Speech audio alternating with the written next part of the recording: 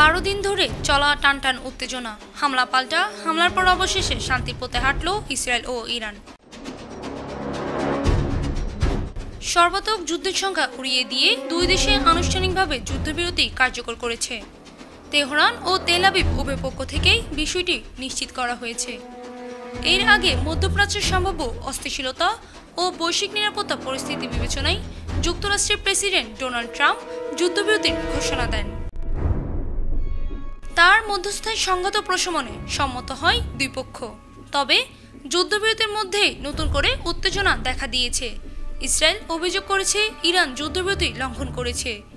এই অভিযোগে জোরালোভাবে অস্বীকার করেছে ইরানের রেভলিউশনারি গার্ড IRGC। তাদের দাবি, ইরান পুরোপুরি যুদ্ধবিরতির শর্ত মেনে চলছে।